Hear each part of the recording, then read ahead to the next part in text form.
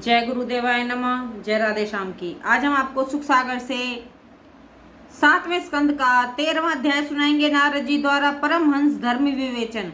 श्री नारद जी कहते हैं, यदि वन्य प्रस्थ के नियम ठीक से सद जावें तो संन्यास आश्रम में प्रवेश करें, अन्यथा नहीं, क्योंकि इस आश्रम में केवल शरीर ही को शेष रखना चाहिए, सामग्री नहीं। सन्यासी सबसे निष्प्रह है, सदैव पृथ्वी का पर्यटन करता रहे और एक स्थान में एक रात्रि से अधिक वास न करे। समस्त संस्कार को एक परब्रह्म रूप आत्मा से ही व्याप्त देखें, वह विवाद और तर्कों से दूर रहे, शिष्यों का यूथ न बांधें, ग्रंथों के पचड़े में न पड़े, उदासीन भाव से जीवन व्यतीत करें। इस संबंध में भक्त प्रहलाद और अजगर मुनि का एक संवाद है जो सन्यास जीवन के लिए बड़ा ही उपयुक्त है। एक समय जब परम भक्त प्रहलाद अपने मंत्रियों के साथ देशाटन करने चले तो उन्हें कावेरी नदी के तट पर एक अजगर वृत्ति धारण करने वाले मुनि मिले, जो पृथ्वी पर पड़े हुए धूली मिट्टी से लथपथ हो रहे थे और जिसमें उनका देह छिपा हुआ था। उनमें वर्ण आश्रम के कई चिन्ह न थे और कोई चिन्ह न थे और किसी से वे कुछ न कहते थे। प्रहलाद जी तो स्वयं पहुँचे हुए महात्मा थे। उन्होंने उनको पहचान कर दंडवत किया और समाचार पूछा और यह भी कहा कि हे मुनीश्वर, शरीर से हष्ट पुष्ट आप यूं ही पड़े क्यों रहते हैं, संसार के उपदेश क्यों नहीं दिया करते। श्री नारद जी कहते हैं, हे धर्मराज, दैत्यपति प्रहलाद के इस प्रकार कहने पर उनके वचनों से आकृष्ट हो वे मुनि हंसते हुए कहने लगे। ब्राह्मण ने कहा, हे असुर श्रेष्ठ, तुम तो साधु समाज सम्मानित हो, अतः जीवों को प्रवृत्ति और निवृत्ति से क्या फल मिलता है, इन सब को अपने ज्ञान दृष्टि द्वारा ही देखकर तुम जान सकते हो, क्योंकि तुम्हारी शुद्ध भक्ति से तो साक्षात भगवान तुम्हारे हृदय में सर्वदा निवास करते हैं। जिस प्रकार सूर्य अंधकार को नाश कर देता है, वैसे ही वे तुम्हारे अज्ञान का नाश करते हैं। तब भी हे राजन, जैसा मैंने श्रवण किया है उसके अनुसार तुम्हारे प्रश्नों का उत्तर दे रहा हूं, क्योंकि जो जीव अपना अंतःकरण पवित्र करने की इच्छा रखते हो तो उन्हें तुम्हारा सत्कार करना ही चाहिए। हे प्रहलाद, इच्छित ऐश्वर्यों से भी जिसकी दुष्टता से तृप्ति की जाती है, हे आवागमन रूपी जगत की संचालिका है, वह तृष्णा मुझसे नाना प्रकार के कर्मों को कराकर 7 तरह की योनियों में मुझे भ्रमा रही है। कर्मों की प्रेरणा से नाना योनियों में भ्रमण करते हुए भाग्य से मुझे यह मनुष्य जन्म मिला है, जो स्वर्ग तिरय योनि और मोक्ष यह मनुष्य योनि की प्राप्ति का द्वार है। इसमें भी दंपति का आनंद अनुभव और कष्ट को दूर करने के लिए निरंतर प्रयत्न करने पर भी उल्टा फल मिलता देख वे मैं स्वतः कर्मों से अलग हो गया। हे राजन, आत्मा तो आनंद रूप ही है, इच्छाओं के दूर होने पर वह स्वयं ही उत्पन्न हो जाता है। अतः सब ऐश्वर्यों को मनोरथ मात्र जान प्रबंध उपभोग करता हुआ यह निवास करता हूँ। जगत का प्रत्येक जीव इसी प्रकार अपने तथ्य स्वार्थ का विस्मरण कर देत के असद होने पर भी जन्म मरण रूप विचित्र और जगत के चक्र में पड़ा रहता है।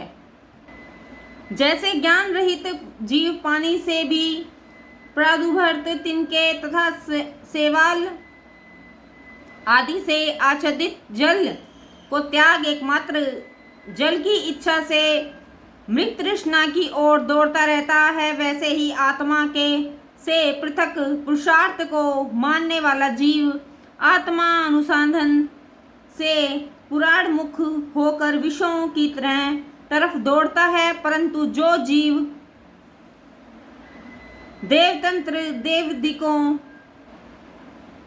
से आनंद प्राप्ति और दुख को दूर करने की इच्छा करता है, उस देव विहीन जीव को बारंबार की हुई सब क्रियाओं विपरीत हो जाती हैं। ऐसी परिस्थिति में कुछ सफलता प्राप्त हो तब भी आध्यात्मिक आदि कष्टों से कभी भी मुक्ति न प्राप्त होने वाले मरणशील प्राणी को दुख साध्य अर्थ और ऐश्वर्य द्वारा क्या आनंद प्राप्त हो सकता है। धन लोलुप तथा जितेंद्रियहीन दिनकों का दुख तो देखता ही रहता हूँ, उन्हें तो सर्वत्र संशय ही रहता है और बड़े भय से नींद तक नहीं आती। प्राण और धन संपन्न जीवों को राजा, चोर, शत्रु, बंधु, पशु, पक्षी, भिक्षुक, काल और अपने आप से भी सर्वदा भय ही लगा रहता है।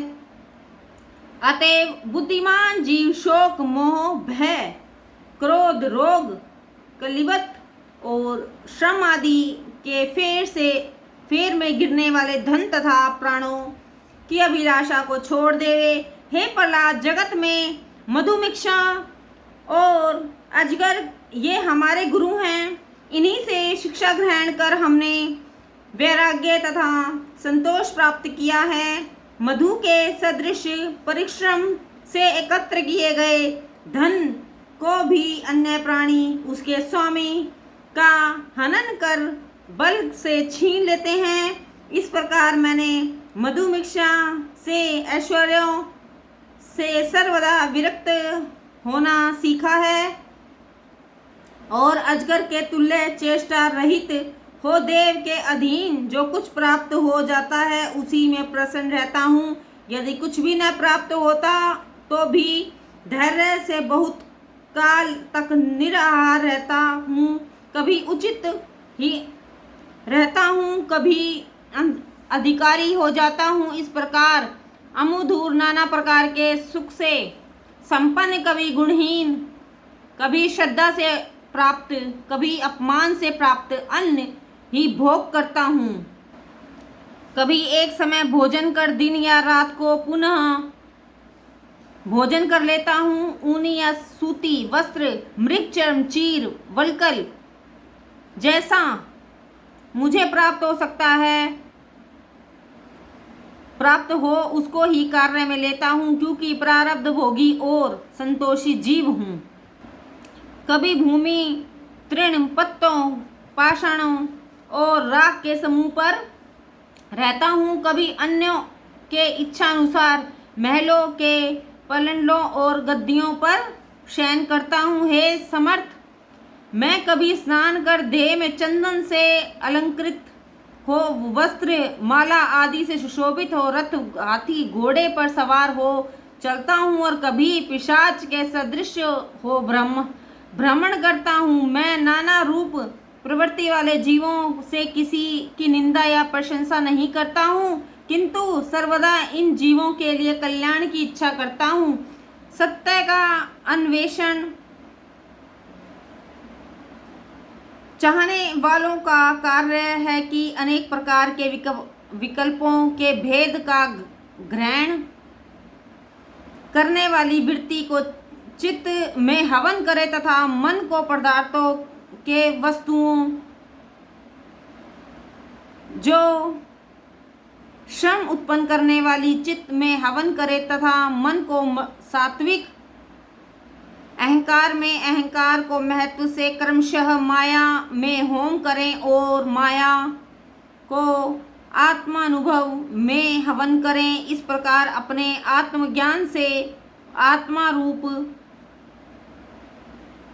में स्थित हो सब कार्य से मुक्त हो स्वतः ही विलग हटा रहे।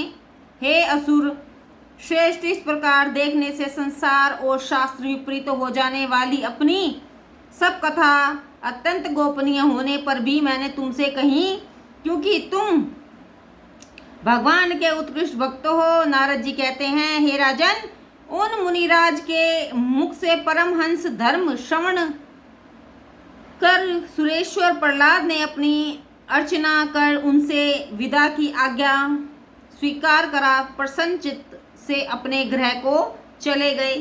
जय गुरुदेवाय नमः। जय राधे श्याम की।